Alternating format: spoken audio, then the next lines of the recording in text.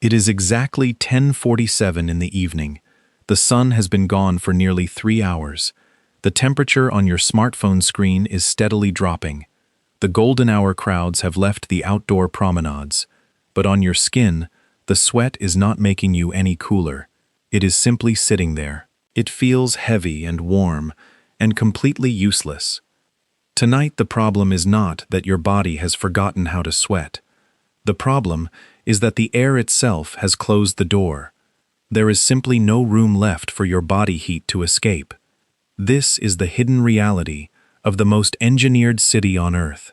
Behind the breaking tourism records and the glittering skyline lies a fundamental physical trap. It is a trap that does not care about how many millions of visitors arrive each year. It is a vulnerability that threatens the very economic foundation of this oasis. We are told that the desert cools down when the dark arrives. We are told that extreme heat is just a daytime inconvenience. But the true danger in this region does not attack with fire. It quietly suffocates the final cooling system your body possesses, and the numbers on your standard thermometer are completely blind to it. Welcome to the invisible crisis, hiding beneath the surface of modern tourism. To understand the fault line running beneath this massive tourism economy, we must first understand a widely misunderstood number. That number is 100% relative humidity. When most people hear that percentage, they imagine a dense wall of airborne water. They imagine a tropical rainforest or a heavy morning fog. But relative humidity is a deceptive metric. It does not tell you the actual amount of water floating in the air. Instead, it only tells you how close the air is to being completely full at its current temperature. Think of the air around you as a flexible container. When the temperature rises, this container expands. It becomes capable of holding a massive volume of water vapor. When the temperature drops, this container shrinks. A cold morning might reach 100% humidity with very little actual water in the air, simply because the cold container is so small. But a hot evening in the Middle East might only read 60% relative humidity while holding vastly more moisture. The container is huge, and it is rapidly filling up. This is where the human danger begins. When the air is hot and heavily saturated, it creates an invisible barrier against your skin. Your body relies on evaporation to survive. But if the atmospheric container is already nearing its maximum capacity, it refuses to accept the moisture from your sweat. This physical limitation creates a cascading effect. It does not just threaten physiological comfort, it threatens the viability of outdoor retail districts and expansive real estate projects. If tourists cannot comfortably exist outside the walls of a shopping mall, the entire urban economic model shifts. The city becomes a network of isolated islands. But to truly measure this threat, we cannot look at a standard weather report. We have to look at a metric that behaves almost exactly like human skin. If you want to know when a city crosses the line from uncomfortable to structurally vulnerable, you need a different kind of instrument. You need a wet bulb thermometer. This is not a complex piece of modern technology. It is a standard thermometer, with its sensor wrapped in a piece of wet cloth. When you expose this instrument to a stream of air, water begins to evaporate from the cloth. As the water turns into vapor, it pulls heat away from the sensor. The temperature reading immediately drops. This drop represents the cooling potential of the environment. It tells you exactly how fast evaporation can take place. In a dry desert, the wet bulb temperature will be significantly lower than the actual air temperature. The dry air eagerly absorbs moisture, and the cloth cools down rapidly. But in a highly humid environment, the story changes completely. The air is already congested with water vapor. The evaporation process slows down to a crawl. The temperature on the wet bulb thermometer barely drops at all. When the air reaches complete saturation, evaporation stops entirely. At that exact moment, the wet bulb temperature and the dry air temperature become identical. This simple physical experiment is the key to understanding the regional tourism pressure. A wet bulb thermometer does not just ask how hot the air is, it asks how fast water can escape into the air. And that is the exact same question your body is asking every single second you spend outside. When the wet bulb temperature rises, the physiological cost of walking down a beautiful boulevard increases exponentially. For a destination built on luxury experiences and outdoor spectacles, this is a profound economic risk. Every degree the wet bulb rises is a degree of friction added to the tourism machine. Let us step away from the atmosphere for a moment and look inside the human machine. Your core is constantly generating heat. Your brain and your internal organs and your muscles are essentially biological engines. They burn calories and produce thermal energy that must be expelled. When you step out of an air-conditioned lobby into the humid heat, your body instantly detects a crisis. Your heart rate accelerates. It begins pumping massive amounts of blood away from your vital organs and pushes it toward the surface of your skin. Your blood vessels dilate to release the internal heat. Simultaneously, your sweat glands open to full capacity. They push liquid water onto the surface of your skin. This is your biological defense mechanism. But here is the critical failure point. Sweating itself does not cool you down. It is only the evaporation of that sweat that removes heat from your body. In a high wet bulb environment, the sweat emerges, but it has nowhere to go. The surrounding air is simply too crowded with vapor to accept it. The sweat pools on your skin. It drips down your back. It soaks into your clothes. You are rapidly losing essential fluids and electrolytes. You are dehydrating at an alarming rate. Yet you are receiving almost zero cooling benefit in return. Your internal temperature begins to climb. Your heart works even harder to push more blood to the skin. This is a state of severe physiological stress. You might think drinking cold water will solve the problem. Hydration is absolutely necessary to prevent dehydration. But pouring water into your stomach does not change the physics of the air around you. If the heat cannot escape, your body will continue to accumulate thermal energy. This is not a failure of your biology. It is a failure of the environment to accept your heat. And this precise biological failure is what makes the geographic location of this city so incredibly complicated. The environment pressing against your skin is not an accident. It is the result of a massive and unrelenting climate machine. The geography of the southern Arabian Gulf creates a perfect storm of thermal dynamics. To the south, you have the vast expanse of the desert.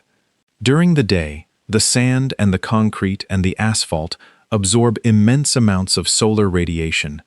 The urban infrastructure acts as a colossal thermal battery. It stores the heat deep within its materials. To the north, you have the waters of the Gulf.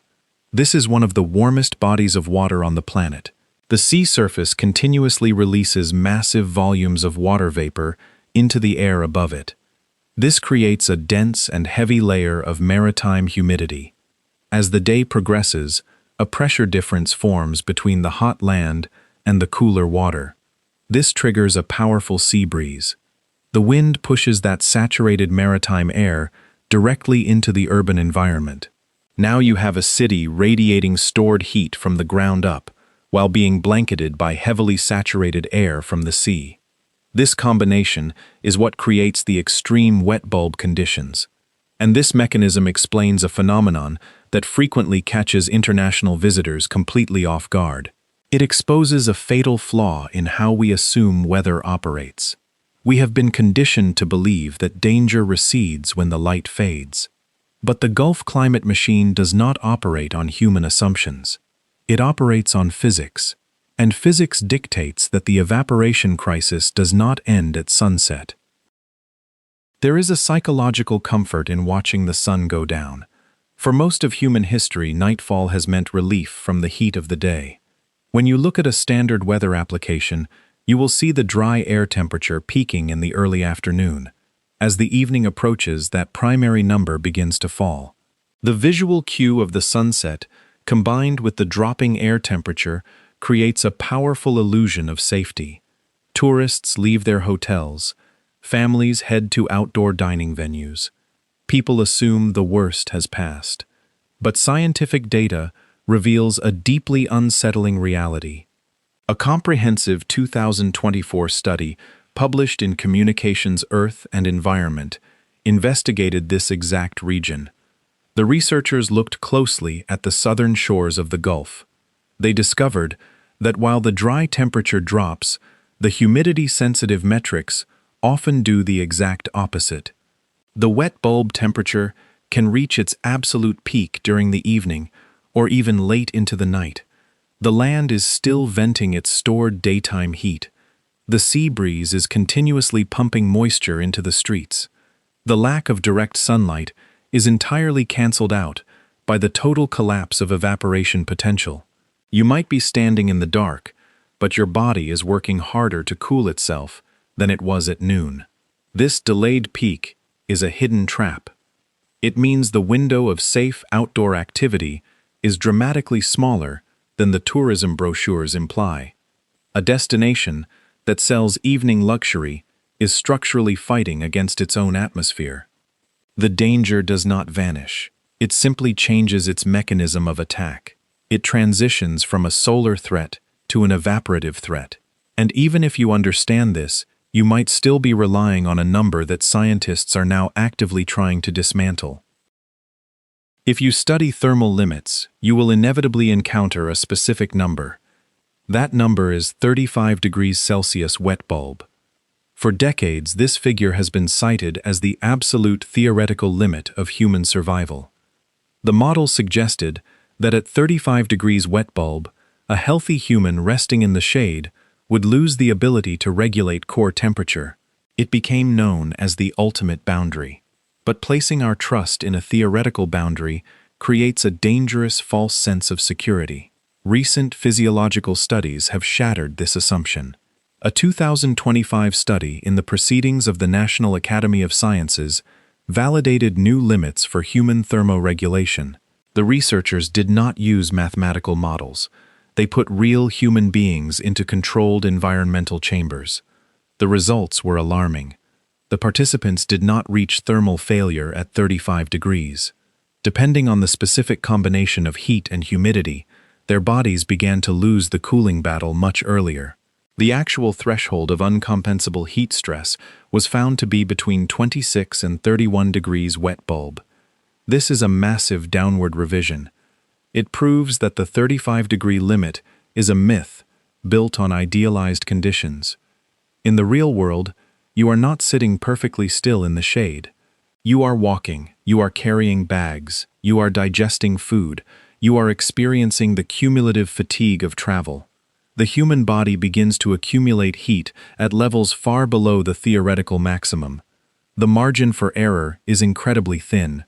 When we look at regional climate data showing wet bulb temperatures crossing 30 degrees, we are not looking at a future warning. We are looking at current physiological failure.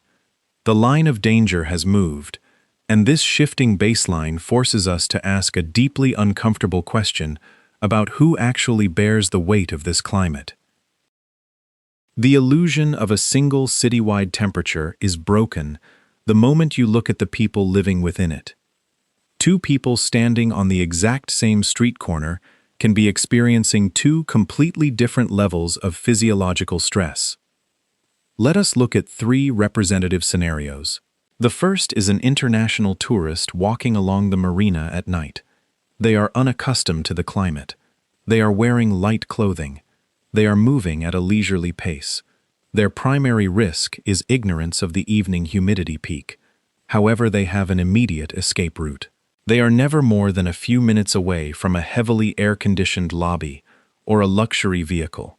The second scenario involves a delivery driver. This individual is under continuous physical exertion. Their muscle activity generates immense internal heat. They are weaving through traffic in protective gear that traps both heat and moisture. They cannot arbitrarily stop working when their core temperature rises. Their exposure is cumulative and unrelenting. The third scenario is an infrastructure maintenance worker. They are operating near machinery that radiates additional thermal energy. They are wearing mandatory heavy safety uniforms. The fabric blocks the already weak wind from reaching their skin. Their evaporative cooling potential is artificially reduced to near zero. These three individuals share the same GPS coordinates, but they do not share the same physical reality. The risk profile is radically unequal. For the tourist, it is a matter of discomfort and temporary fatigue. For the labor force, it is a matter of profound occupational hazard. This inequality is not just a social issue. It is an economic vulnerability. A service economy requires human movement to function. If the people facilitating the luxury experience are pushed beyond their biological limits, the entire system begins to stutter. The smooth operation of the urban machine is entirely dependent on keeping the heat away from the workforce, and doing so requires an astronomical expenditure of energy. To survive this environment, the city has constructed a secondary climate. It is an artificial bubble of immense proportions. The real estate sector and the retail industry are fundamentally built around this enclosed reality. When you evaluate the property market, you are not just looking at square footage and location. You are looking at the continuous cost of thermal defense. Maintaining this artificial atmosphere requires massive district cooling plants. These facilities pump chilled water through miles of underground pipes to keep the megastructures habitable. The energy consumption is staggering. This creates a deep structural pressure on the economy. The buildings cannot be allowed to fail. The air conditioning cannot simply be turned down. The operational costs are fixed, and they are massive. This transforms the real estate dynamic. Developers must build larger indoor spaces to capture the consumer who cannot comfortably exist outside. Malls become enclosed cities. Hotels become hermetically sealed resorts. But this creates a dangerous dependency. If the cost of energy fluctuates, or if the environmental pressure increases, the cost of maintaining the bubble skyrockets. The profit margins of retail businesses are squeezed by the sheer cost of remaining cold. Furthermore, this indoor reliance changes the nature of the tourism product. When visitors are confined to air-conditioned corridors, their spending patterns change. They cannot easily explore diverse neighborhoods on foot. They are funneled through highly controlled commercial environments. This concentration of foot traffic creates immense value for a few prime locations, while leaving other districts struggling for visibility. The artificial climate is a brilliant engineering achievement, but it is also an economic cage. It dictates exactly how and where commerce can happen. The economic consequences of this climate trap extend far beyond the electricity bill. They expose a critical vulnerability in the broader tourism strategy. If we look at aviation data, the global hub model is an undeniable triumph. Millions of passengers flow through the airport terminals. But there is a vital distinction between a transit passenger and a destination tourist. During the peak of summer, the extreme wet bulb conditions fundamentally alter the appeal of a prolonged stay. Hotel occupancy data from industry analysts consistently shows the seasonal pressure. The revenue per available room often experiences a sharp contraction during the most intense months. Airlines might report strong numbers, but a massive percentage of those passengers are simply changing planes. They are utilizing the infrastructure without contributing to the local hotel or retail economy. The city is forced to offer heavy discounts to maintain occupancy during the summer. This pricing pressure reduces profitability across the entire hospitality sector. It is an economic model that relies heavily on a frantic winter peak to subsidize a highly challenging summer trough. When extreme humidity makes even the evenings unbearable, the period of maximum tourism profitability is compressed. The city has to earn its annual revenue in a shrinking window of ideal weather. This is not a collapse. It is a structural vulnerability. It is a system built for endless growth that is encountering a fixed biological barrier. You cannot market your way out of thermodynamics. If the physiological cost of visiting becomes too high for the average tourist, they will choose a destination where they can walk outside at night. The challenge for the future is not building a taller tower. The challenge is managing an economic model that requires permanent mechanical life support. Every new development increases the baseline cost of survival. The pressure is accumulating, just like the heat inside a body that cannot sweat. We return to the image where we started. It is deep into the night. The digital numbers on the weather forecast confirm that the air has cooled. The visual cues tell you that the desert has finally relented. But the physical reality on your skin tells a completely different story. The Gulf is still breathing its heavy moisture over the coastline. The heat trapped in the concrete is still radiating upward. Your heart is still pumping blood to the surface. Your sweat glands are still pushing water out. And that drop of sweat remains trapped on your skin, unable to escape. The trap of 100% humidity is not about the lack of water. It is about the lack of space. When the environment refuses to accept your heat, the most sophisticated cooling systems in the world are reduced to life support. A city can build an infinite number of air-conditioned sanctuaries. It can engineer the most spectacular indoor spaces ever conceived, but it cannot change the physics of the atmosphere waiting just outside the glass doors. The ultimate limit to growth may not be financial or architectural. It may simply be the point where the air itself says no. This documentary is an independent analysis based on available meteorological data, scientific research, and regional economic patterns. The biological limits discussed are drawn from peer-reviewed physiological studies regarding uncompensable heat stress.